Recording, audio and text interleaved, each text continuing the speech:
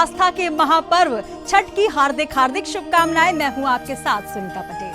छठ पूजा का सनातन पर्व में धार्मिक महत्व है और इस पर्व पर व्रती भगवान सूर्य और छठ माता से प्रार्थना करते हैं और उनके आशीर्वाद की कामना करते हैं। साथ ही लोग सूर्य के प्रति अपना सम्मान और आभार भी व्यक्त करते हैं, क्योंकि वो सभी जीवित प्राणियों को प्रकाश, सकारात्मकता और जीवन प्रदान करते हैं। छठ पूजन को सूर्य षष्ठी, डाला छठ, प्रतिहार और छठी के नाम से भी जाना जाता है।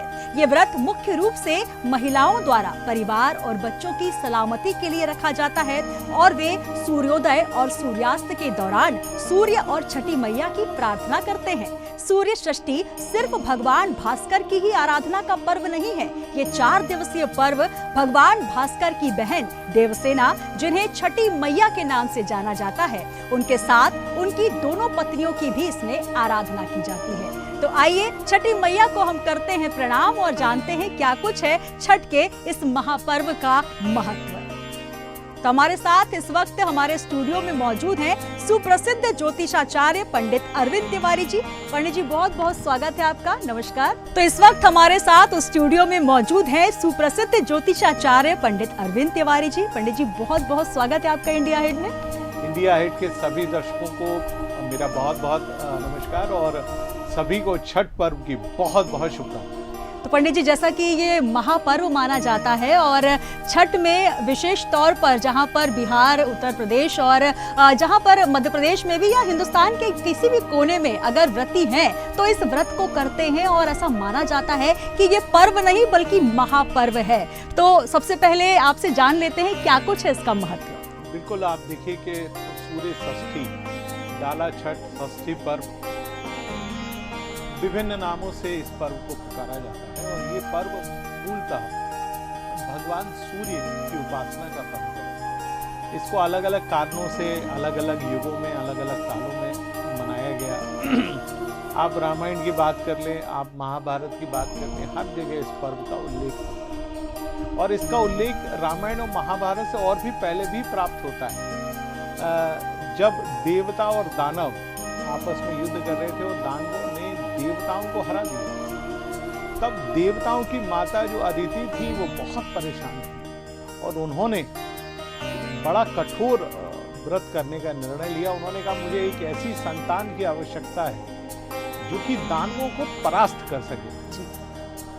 देवताओं के गुरु बृहस्पति ने उनको एक विधि समझाई और उन्होंने कहा कि आपको 4 दिन तक छठी मैया की पूजा करनी है। उन्होंने कहा, छठी मैया कौन है? फिर उन्होंने छठी मैया के बारे में बताया कि छठी मैया वो हैं जो कि सूर्य की बहन भी मानी जाती है। जब ब्रह्मा जी ने इस प्रकृति का निर्माण किया तो उन्होंने अपने आप को 2 भागों में विभक्त किया। एक में तो पुरुष के स्वरूप में, एक भाग था प्रकृति के स्वरूप में। अच्छा, प्रकृति में भी उन्होंने 6 अपने 6 भागों में बांटा। तो एक भाग जो है जिनको हम देवसेना कहा जाता है, देवप्रिया कहा जाता है, उनके रूप में बांटा।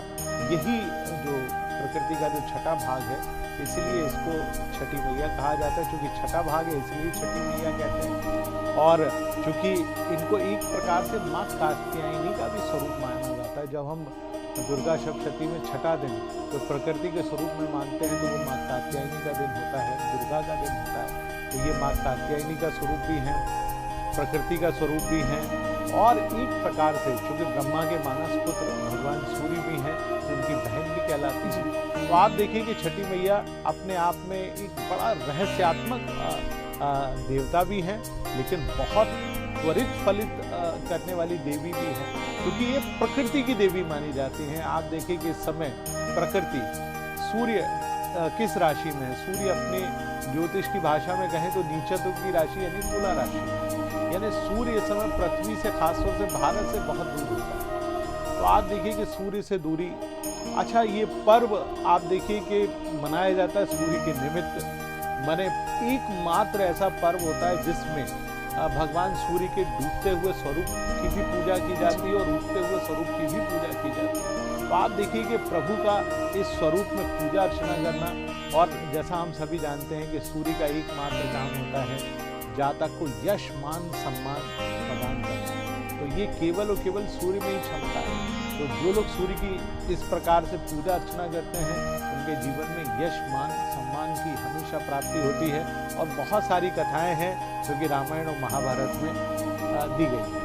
बिल्कुल, तो बहुत सारी कथाएं भी हैं और पंडित जी ने बहुत विस्तार से बताया। पंडित जी, जिस तरीके से कहा जाता है कि छठ सिर्फ पर्व नहीं बल्कि महापर्व है और ये काफ़ी कठिन भी होता है, क्योंकि जैसे हम सनातन में बहुत से व्रत रखते हैं जिसमें तीजा का व्रत होता है, करवा चौथ का व्रत होता है, ये भी बहुत कठिन होता है। लेकिन अगर हम छठ की बात करें तो जिसके व्रत होते हैं, व्रती को बहुत ही सावधानी से इसमें व्रत करना होता है। और इसकी कठिनता के साथ साथ सबसे महत्वपूर्ण बात कि जो महिलाएं अपने घर संसार के लिए, उनकी खुशहाली समृद्धि के लिए ये व्रत करती हैं, पूरे मनोभाव से उस कठिन व्रत का पारायण करती हैं, तो कहीं ना कहीं सनातन में ये बहुत खूबसूरती है। और देखिए, बिहार के अगर बच्चे कहीं भी हैं, जैसे हम देख रहे हैं आज सभी छुट्टी लेकर पहुंच गए हैं अपने अपने घरों में और अपने परिवार के साथ मिलकर वो छठ का ये महापर्व मनाएंगे। तो इतने कठिन व्रत के बाद कैसे इसको करें, और जो हमारे इस वक्त व्रती देख रहे हैं, जो दर्शक देख रहे हैं, किस तरीके से इस व्रत की महत्ता और बढ़ जाती है जब आप उन तमाम नियमों का पालन करते हैं जो छठी मैया के पूजन के लिए आवश्यक है। बहुत सुंदर बात सुनीता जी ने कही। देखिए, वाकई में ये व्रत तीजा से भी कठिन व्रत है, क्योंकि 4 दिवसीय पर्व होता है।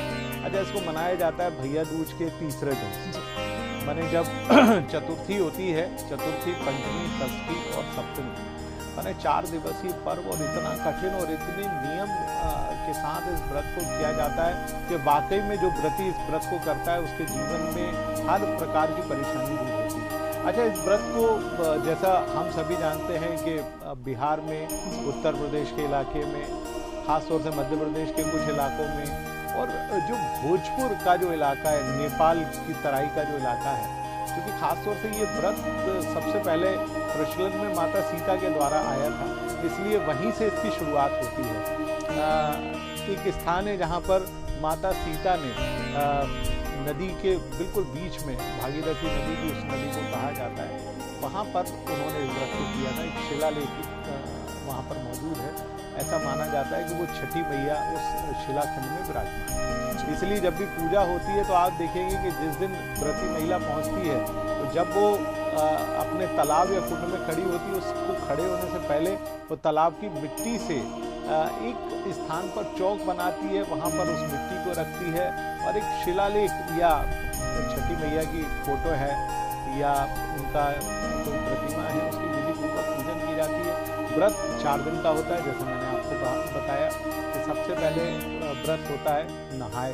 मैंने आपको सबसे पहले दिन अपने आप को शुद्ध स्नान करना है। जो व्रती महिलाएं और पुरुष होते हैं, क्योंकि आजकल पुरुष भी इस व्रत को रखते हैं, पहले तो केवल विवाहित महिलाएं ही रखती थी, लेकिन आजकल पुरुष भी रखते हैं। तो जिस दिन नहाना होता है तो उस दिन घर के पास दूर जो भी नदी, तालाब, सरोवर होता है तो वहाँ जाकर उस जल में स्नान किया जाता है। स्नान करने के बाद वहाँ का जल घर पर लाया जाता है और उस जल से ही भोजन का निर्माण और घर में छींटा इत्यादि को देते हैं। हालांकि आज के दौर में पवित्र जल मिल पाना तो बहुत ही मुश्किल है, लेकिन प्रतीकात्मक रूप में कुछ थोड़ा बहुत जल व्रती महिलाएं, लेकिन गंगा के किनारे जो लोग आज भी करते हैं तो वो गंगा जल या यमुना जल लेकर आते हैं। लेकिन इस समय दिल्ली के हालात जो यमुना के हैं देखकर दुखी होता है कि माँ यमुना के साथ इतना दुष्कृत्य किया जा रहा है कि वो पूरी झाग में बैठी हुई है। कैसे वहाँ पर व्रती महिलाएं इस व्रत को करेगी। खैर, हम वापस अपने व्रत पे अपने उस पर लौटते हैं। तो आप पहले दिन नहाकर वहाँ से लौटते हैं, फिर दूसरे दिन हम जो है जिसको खाए वाला व्रत होता है तो हम कुछ चीज़ें बनाते हैं। अच्छा, इसमें कुछ विशेष चीज़ होती है जिसमें हम खरना जिसको कहते हैं, चावल जिसको कहा जाता है, उसमें थोड़ा दूध मिलाया जाता है, लेकिन किसी भी रूप में उसमें चीनी या नमक नहीं डाला जाता है। अच्छा, कद्दू की सब्जी बनाई जाती है। इसके बाद वो जो खाए वाला व्रत है उसमें पूरे दिन भर जो व्रती होता है वो अन्न और जल भी ग्रहण नहीं करता, पूरी तरह से अपने आप को व्रत में समाहित कर देता है। और रात को जब देर रात होती है, सूर्यास्त होता है, तो भगवान सूर्यनारायण के नाम का थोड़ा सा जल हम छींटा देते हैं। उसके बाद जो व्रती होता है वो बहुत हल्का, खासतौर से खीर जैसी चीज़ होती है उसको वो खाते हैं और बस उतना ही भोजन होता है। उसके बाद पूरे 36 घंटे का सबसे कठोर व्रत शुरू होता है, जिसमें जो व्रती महिलाएं हैं या पुरुष हैं कुछ भी नहीं खाते हैं। अब उस दिन जो है बहुत सुंदर सुंदर सी चीज़ें बनाई जाती हैं।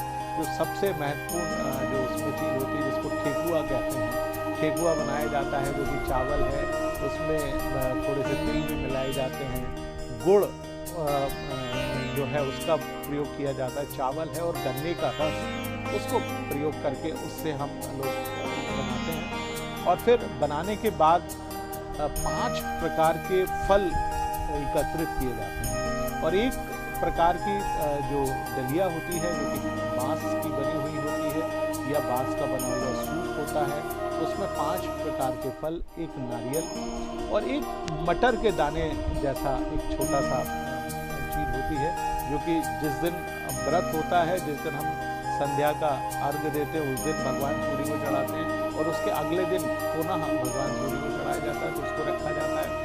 अब आपने संध्या का अर्घ देना है माने तीसरे दिन का, तो उस दिन खासतौर से जो पुरुष होते हैं वो अपने सर के ऊपर उस दलिया में और दलिया में 5 फल, नारियल, मिठाई, खरना और ठेकुआ इत्यादि लेके वो जाते हैं नदी की ओर और छठी मैया के बहुत सुंदर सुंदर से भजन करते हुए जाते हैं। शाम के समय सूर्यास्त से लगभग 1 घंटा पहले वो कमर तक पानी में खड़े होते हैं और खड़े होने से पहले चूंकि जिस नदी या तालाब के किनारे पूजा होती है उसकी मिट्टी को उठाते हैं, मिट्टी को उठा के एक ऊंचे स्थान पर रखते हैं। ऐसा माना जाता है कि छठी मैया उसमें स्थान प्रतिष्ठित हो जाती हैं। वहाँ पर पुरुष बारी बारी से जो व्रती महिलाएं हैं उनको सामान देते जाते हैं, उनको समर्पित किया जाता है। तदुपरांत कमर भर पानी में खड़े होकर भगवान सूर्य नारायण की पूजा की जाती है, जल चढ़ाया जाता है, उनको रोली, सिंदूर, चावल और उसके साथ साथ पुष्प भी चढ़ाया जाता है। उसके बाद उस दिन शाम के बाद महिलाएं और व्रती पुरुष घर लौटते हैं, फिर अगले दिन पुनः सुबह प्रातःकाल जाते हैं। उसमें फल तो वही रहते हैं लेकिन जो बाकी की सामग्रियां हैं वो बदल दी जाती हैं, क्योंकि प्रभु को फिर से प्रसाद का भोग लगाना है, तो वापस लाते हैं और उस प्रसाद का भोग लगाने के बाद जब घर पहुंचते हैं तब जाकर ये व्रत जो कठोर 36 घंटे का होता है जिसमें जल भी ग्रहण नहीं किया जाता। आज के दौर में हर पुरुष या महिला को कोई ना कोई परेशानी जरूर है, क्योंकि हम अब उन प्रकृति के नियमों का अनुपालन नहीं करते जो कि हमारे प्राचीन काल में हुआ करते थे। उदाहरण के तौर पर आप देखिए महिलाओं को स्वस्थ रखने के लिए क्या क्या प्राचीन काल में व्यवस्थाएं थी।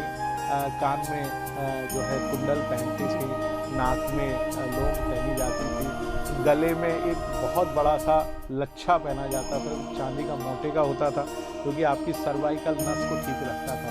ठीक उसी प्रकार से आपके पैरों में कड़े पहनाए जाते थे ताकि आपके जोड़ों में किसी प्रकार का दर्द ना हो। और कमर में बहुत सुंदर सी करधनी पहनाई जाती थी ताकि आपको कमर का दर्द ना हो, क्योंकि महिलाओं को प्राचीन काल में ये पॉइंट हमारे ऋषि मुनियों के द्वारा खोजे गए थे। तो महिलाओं को श्रृंगार के नाम पर इन वस्तुओं को दिया जाता था, लेकिन आज आधुनिक काल में सभी महिलाएं कामकाजी हैं, घर के साथ साथ बाहर भी उनको काम करना पड़ता है, तो ये चीज़ें संभव नहीं है, जिसके कारण बहुत सारी परेशानियाँ होती हैं। लेकिन इस व्रत में कोशिश की जाती है जिस प्रकार का साजो श्रृंगार यदि व्रती महिलाएं करें तो बहुत ही शुभ माना जाता है। और एक चीज़ और जो व्रती महिलाएं करती हैं वो सिंदूर का जो तिलक है वो विशेष होता है, जो कि नाक से लेकर आपके जो मांग तक जो लगाया जाता है सिंदूर, वो देखने योग्य होता है। बिल्कुल पंडित जी, उसकी आकर्षण भी बहुत खूबसूरत होता है और ऐसा कहा भी जाता है कि जो व्रती महिलाएं हैं, अगर आप उनके सहयोग में अगर आप उनका सामान भी उठाते हैं, उनके लिए कुछ भी ऐसा करते हैं, तो कहीं ना कहीं छठी मैया आप पर भी प्रसन्न होती हैं। और तिलक धारण करने का जो आप विशेष बता रहे हैं, क्योंकि हम देखिए स्क्रीन पर भी देख रहे हैं, जो एक अलग से तिलक नजर आ रहा है उसका भी एक अलग महत्व माना गया है। थोड़ा उसके विषय ही बताएं, क्योंकि छठी मैया जैसे कहा जाता है कि जब बालक पैदा होता है तो छठवें दिन षष्ठी जो बनाई जाती है और प्रकृति की देवी मानी गई है, कात्यायनी स्वरूप है माता, और ये षष्ठी का विधान जो है ये करने का, सूर्य नारायण का अर्घ देने का, और जैसा 4 दिन का आपने विधान बताया, पूरा परिवार एक साथ मिलता है, एक साथ बैठकर जब वो भोजन करते हैं या पूरे विधान से जब 4 दिन तक और उषा अर्घ तक इस 4 दिन का पारायण किया जाता है, तो कहीं ना कहीं पंडित जी हर दिन का एक अलग महत्व, जैसा आपने कहा कि जो आभूषण पहन रहे हैं उसका भी विशेष महत्व है। और सबसे महत्वपूर्ण बात हम हम जो इस पर्व की देखते हैं, हर हमारे सनातन धर्म में उगते सूर्य की उपासना का महत्व होता है। एक विशेष ये पर्व है, ये महापर्व है जहाँ पर हम डूबते हुए सूर्य को भी अर्घ देते हैं और उनको प्रणाम करते हैं। इसका भी महत्व, क्योंकि आने वाली पीढ़ी को ये पता होना चाहिए कि सिर्फ उगते सूर्य नहीं बल्कि डूबते सूर्य को भी नमन किया जाता है। इस विशेष परंपरा का निर्वहन व्रती महिलाएं करती हैं और पूरा परिवार करता है। और इस छठ महापर्व की ये भी बहुत खासियत है जो अपने आप को एक अलग पहचान यहाँ पर देती है। देखिए, सूर्य का महत्व तो सनातन काल से चला है और सूर्य के बारे में एक छोटी सी कहानी में, क्योंकि वो अकबर से जुड़ी हुई है, हालांकि उसका षष्ठी से कोई तात्पर्य नहीं, लेकिन सूर्य से जुड़ी हुई कहानी है, तो आपको ये जरूर सुनना चाहिए। और सोचिए कि एक 14 साल के बालक ने इसको कितनी गंभीरता से उस जमाने में लिया। देखिए, अकबर ने राजा हेमू को तराइन की लड़ाई में हराया जब वो मुश्किल से 13 से 14 साल के थे। बैरम खान उनका लालन पालन किया करते थे। अच्छा, उनको आलिम फाजल, जिनको हम विद्वान कहते हैं, उनके साथ बैठने का बड़ा शौक। तो उन्होंने कहा कि क्या कारण है इस देश में जब से हम आए हैं तो सभी लोग सूर्य की पूजा करते हैं, सूर्य के ऊपर अपना नाम रखते हैं और सूर्य से अपना विशिष्ट संबंध बनाए रखते हैं। तो एक विद्वान आलिम फाजिल ने कहा कि अकबर, ये जो भगवान सूर्य है, ये जातक को यश, मान, सम्मान और प्रतिष्ठा और साथ साथ उच्च कोटि की संतान प्रदान करते हैं। और जिनके यहाँ उच्च कोटि की संतान प्राप्त ना हो, यदि उनका नाम भी सूर्य के ऊपर रख दिया जाए तो वो हमेशा सूर्य के समान तेजस्वी होते हैं। तो आप देखिए कि अकबर ने अपना नाम, जो उनका नाम था बदरुद्दीन मोहम्मद अकबर, तो उन्होंने अपना नाम ही बदल दिया, उन्होंने रखा जलालुद्दीन मोहम्मद अकबर। जलालुद्दीन का तात्पर्य होता है सूर्य के समान तेजस्वी। तो आप देखिए कि जब उन्होंने अपना नाम जलालुद्दीन रखा तो वो तेजस्वी हुए। तो आप देखिए कि जिस देवता का नाम रखने मात्र से हमारे जीवन में आमूलचूल परिवर्तन आ जाता है, तो ठीक उसी प्रकार जब उस देव की पूजा अर्चना की जाती है तो कितना महत्वपूर्ण होता है। अच्छा, अब हमारे यहाँ प्रचलन है कि उगते हुए सूर्य को तो हर आदमी जल चढ़ाता है, लेकिन डूबते हुए सूर्य को अर्घ देने की परंपरा केवल इसी सूर्य षष्ठी यानी डाला छठ जिसको कहा जाता है, इस पर्व में ही कहा जाता है कि सूर्य के दोनों रूप में, जब सूर्य उगते हैं तब भी वो बहुत कोमल स्वरूप में होते हैं, जब वो डूबते हैं तब भी उनमें कोमलता बहुत होती है। अच्छा, आप देखिए कि उस समय दोनों प्रकार की जो किरणें हैं, जिनको कहा जाता है कि वो सूर्य की एक प्रकार से पत्नियां भी हैं, उनकी भी पूजा होती है। ढलते हुए सूर्य में एक बार प्राप्त होती हैं, उगते हुए सूर्य में एक बार प्राप्त होती है, तो हम उनकी पूजा करते हैं। और आप देखिए कि इसमें कमर भर पानी में क्यों खड़ा हुआ जाता है, ये एक बड़ा वैज्ञानिक कारण है। इसको आमतौर पर जो व्रती महिलाएं हैं वो भी नहीं समझ पाती हैं। उसके पीछे का कारण होता है कि जब खासतौर से चतुर्थी से लेकर दशमी तक की जो तिथि होती है और उसमें भी विशेष तौर पर सप्तमी तक की तिथि होती है, उस समय सूर्य की जो अल्ट्रावायलेट रेज होती हैं, जिनको हम परावैंगनी किरणें कहते हैं, ये प्रचुर मात्रा में पृथ्वी पर आती हैं। अच्छा, इसके कारण क्या होता है कि हमारी जो शरीर में नकारात्मक ऊर्जा है वो बढ़ जाती है। इसलिए जब आप नाभि तक जल में खड़े रहेंगे तो इन परावर्तनी यानी अल्ट्रावायलेट रेज का आपके ऊपर कोई नकारात्मक प्रभाव नहीं पड़ेगा। और आप देखिए कि ये चूंकि इसका प्रभाव सबसे ज़्यादा कहाँ पर देखा जाता था, हिमालय की तराई वाले जो इलाके थे वहाँ पर, क्योंकि उस इलाके में इनकी रेस की जो तीव्रता है वो बहुत ज़्यादा होती थी। तो आप देखिए वहाँ पर व्रत में जब भी जो व्रती महिलाएं या पुरुष होते हैं वो नाभि तक पानी में खड़े होते हैं। अच्छा, इसकी परंपरा किसने शुरुआत की? वो थे कर्ण, जो कि महाभारत काल में थे। वो कमर भर पानी में खड़े होकर भगवान सूर्य की रोज पूजा करते थे। भगवान सूर्य इतने प्रसन्न हुए कि उन्होंने उनको कवच और कुंडल प्रदान किए। हालांकि महाभारत में ये भी कथा आती है कि वो कवच और कुंडल के साथ पैदा हुए थे, लेकिन एक कथा ये भी पढ़ने में आती है कि उनको कवच और कुंडल जब वो कमर भर पानी में खड़े होकर पूजा करते थे तो उसके कारण भगवान सूर्य नारायण ने उनको प्रदान किए। सूर्य एकमात्र देवता है जो कि इस पृथ्वी की प्रकृति को चला रहा है। यदि सूर्य ना हो तो इस पृथ्वी की जो प्रकृति है वो पूर्णतः समाप्त हो जाए, और समाप्त होने में बहुत ज्यादा दिन नहीं, केवल 1 महीना ही लगेगा। सूर्य यदि खत्म हो जाए तो इस पृथ्वी 1 महीने बिल्कुल कहीं ना कहीं प्रत्यक्ष देवता के तौर पर अगर पंडित जी हम किन्हीं को देखते हैं तो वो सिर्फ सूर्य नारायण है, जिनको हम भगवान आदित्य, भगवान भास्कर के नाम से जानते हैं। और देखिए अनादिकाल से ये परंपरा चली आई है, सबसे पहले उगते सूर्य को प्रणाम किया जाता है। लेकिन जो ये छठ का महापर्व है, इसमें डूबते सूर्य की भी आराधना की जाती है, इसे अर्घ दिया जाता है। पंडित जी, तिलक का भी हम महत्व जानना चाहेंगे और इस व्रत में और क्या कुछ ऐसा विशेष किया जाए या सबसे ज्यादा जो महत्व रखने वाली बात होती है किस तरीके से, क्योंकि एक पूरा विधि विधान इसका है, लेकिन जब हम षष्ठी मैया को मनाएं तो और क्या कुछ उन्हें समर्पित करें ताकि घर परिवार की सुख समृद्धि के लिए 4 दिन का ये किया गया जो कठिन पर्व है और ये जो हम व्रत कर रहे हैं, ये भगवान उसे कबूल करे, माता रानी जो है सब पर अपनी कृपा दृष्टि बनाए। सबसे पहले तो आपने तिलक की बात की, तो आप देखेंगे इसमें गुलाबी रंग का लाल सिंदूर लगाया जाता है। जी, आप देखेंगे कि प्योर लाल नहीं होता, वो गुलाबी रंग का होता है। और कहाँ से शुरू होता है? नाक के बिल्कुल शुरुआत के हिस्से से, जिसको हम नाक की टोन भी कहते हैं। तो यहाँ से लेकर मांग का जो पिछला हिस्सा है, तो जो पुरुष होते हैं वो अपनी पत्नियों को, जो विवाहित पुरुष होते हैं वो अपनी विवाहित पत्नियों को इस प्रकार का तिलक लगाया जाता है। ऐसा माना जाता है 2 प्रकार का रंग का तिलक लगाने के पीछे का कारण है सूर्य की किरणें। उस समय जब सूर्य उदित होता है और सूर्य जब ढलता है, तो किरणों में जो भगवान सूर्य की दोनों पत्नियां हैं, ये तिलक के जो 2 रंग हैं उनकी पत्नियों के रंग से जुड़े हुए हैं।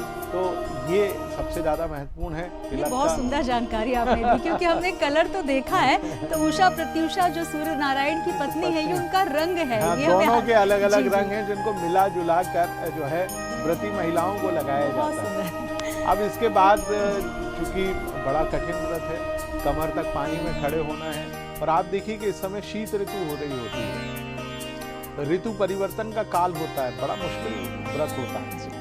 अब इस व्रत में जो सबसे ज्यादा महत्वपूर्ण चीज है वो ये होता है कि सिले हुए कपड़े, खास तौर से नए कपड़े नहीं बनवाए जाते, पहले से बने बनाए कपड़ों का ही उपयोग किया जाता है। अच्छा, जो व्रती पुरुष या व्रती महिलाएं होती हैं, उनको जब भी वो व्रत का पारायण करती हैं तो उनको एकांतवास करने की बात कही जाती है। वो एकांत में रहें और एकांत में रहकर वो विधि पूर्वक पूजा अर्चना करें, ताकि सबसे ज़्यादा महत्वपूर्ण हो। उसके बाद जब व्रत को तोड़ा भी जाता है तब भी एकांतवास में रहकर हम जो व्रती महिलाएं हैं, विवाहित पुरुष उनको अपने हाथ से खिलाते हैं, अपने हाथ से सारी चीज़ें उनको देते हैं, तब जाकर वो अपना व्रत वहाँ पर तोड़ती हैं। लेकिन खासतौर से बड़ी बात यह है कि इस व्रत को करने का जो लाभ होता है वो लाभ होता है संतान को लेकर, क्योंकि इस व्रत को माता अदिति ने किया था एक उच्च कोटि की संतान को पाने के लिए। और छठी मैया संतान, जिसके घर में संतान ना हो,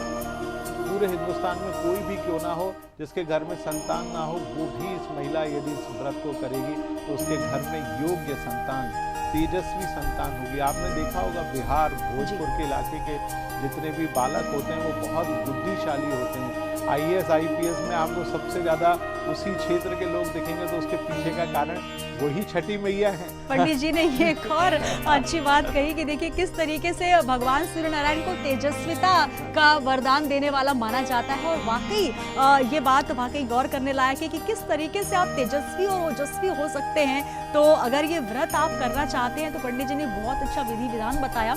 और 4 दिन का ये व्रत जो कि खरना से नहाए खाए से शुरू होता है, खरना दूसरा दिन और जो अंतिम दिन होता है उषा अर्घ या पारण के तौर पर मनाया जाता है, और सुंदर सुंदर पकवान बनते हैं। और पंडित जी, कहीं ना कहीं पकवानों के पीछे भी एक धार्मिक के साथ साथ वैज्ञानिक महत्व होता है, जरा वो भी हमारे दर्शकों को बताएं। देखिए, पकवान में 2 ही चीजें बनाई जाती हैं, उनमें सबसे पहले खरना और ठेकुआ जो है बिल्कुल प्राचीन काल के हैं, और वो बनाए कैसे जाते हैं? चावल से, जिसमें गुड़ और गन्ने का रस मिलाकर बनाया जाता है, और थोड़े से तिल डाले जाते हैं। तिल इसलिए कि आपकी शरीर में जो स्निग्धता है वो आपको एक प्रकार से माने आपकी प्रतिरोधक क्षमता को कई गुना बढ़ा देते हैं, क्योंकि आने वाला समय शीत ऋतु है। आप इसको लगातार खाएंगे तो आपको किसी भी प्रकार की कोई बीमारी का सामना नहीं करना पड़ेगा। बहुत सुंदर आपने व्रत का महत्व भी बताया, और किस तरीके से तिलक में जो रंग होते हैं, शायद आपने कभी ध्यान दिया हो, लेकिन अब जरूर देखिएगा कि 2 रंग का जो ये तिलक लगाया जाता है। तो पंडित जी, बहुत बहुत धन्यवाद, बहुत अच्छी आपने जानकारी दी, शुक्रिया। और जिस तरीके से ये महापर्व है, ये 4 दिन तक चलने वाला है। शुरुआत इसकी हो रही है नहाए खाए के साथ, और उषा अर्घ इसमें दिया जाएगा अंतिम दिन। तो हम यही उम्मीद करते हैं कि आपको हमारा ये कार्यक्रम बहुत पसंद आया होगा, और हमें दीजिए इजाजत और आपके लिए माता षष्ठी की कृपा, भगवान सूर्य नारायण की कृपा ऐसे ही बरसती रहे। नमस्कार। नमस्कार।